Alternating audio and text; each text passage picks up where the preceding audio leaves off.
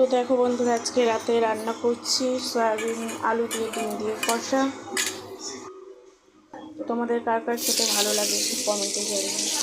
সাথে রুটি করবো।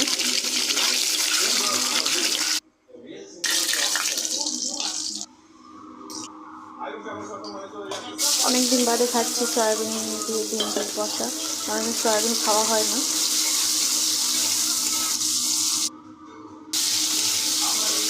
সয়াবিন আলু ভেজে নিচ্ছি, এবার মশলা দিয়ে কষাবো। ডিম ভাজা হয়ে গেছে, এবার মশলা কষাবো। পেঁয়াজ দিয়ে দিয়েছি, পেঁয়াজটা একটু ভাজা হোক, দিয়ে টমেটো দিয়ে দেবো। রান্না তো করছি সয়াবিনের ডিম, কিন্তু তোমাদের দাদাভাই না সয়াবিন খেতে চায় না, আমাকে বলেছে রান্না করলে খাবে না।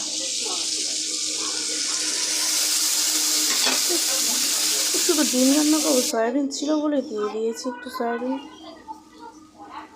হলুদ দিয়ে দিয়েছি, কাশ্মীরি লঙ্কার গুঁড়ো দিয়ে দিয়েছি, মশলা কষানো হচ্ছে। আমার ক্যামেরাটা খুব একটা ভালো না, যার জন্য একটু ঝাপসা ঝাপসা লাগছে। এখানটা কিন্তু তরকারি ধোয়া উঠছিল। এখন ডিম সয়াবিন আলু সব একসাথে কষাচ্ছি।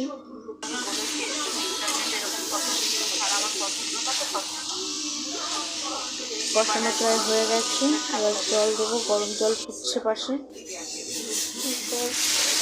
গরম জল ঢেলে দিয়েছি।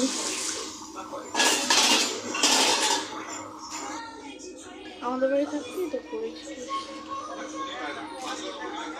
আমার এই সয়াবিন রান্নাটা হচ্ছে আমার পিসির বাড়িতে খেতে খুব ভালো লাগে। আমার পিসি খুব সুন্দর রান্না করে, পিসি তারপর বৌদি খুব সুন্দর রান্না করে। দেখো আমার শাশুড়ি মাকে খেতে নাও, মা খেয়ে বলো কেমন হচ্ছে।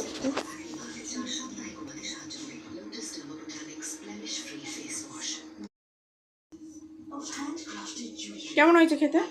ভালো হয়েছে। ভালো হয়েছে তো।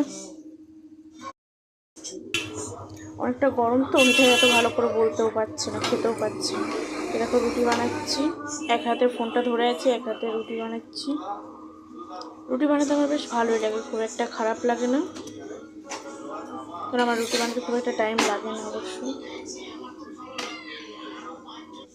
তোমরা কে কে রুটি খেতে ভালোবাসো আমাকে কমেন্টে জানিও। আজকে আমাদের বাড়িতে রাতের সবাই রুটি খাবে। রুটি কে কে খেতে চাও চলে এসো আমাদের বাড়িতে। তো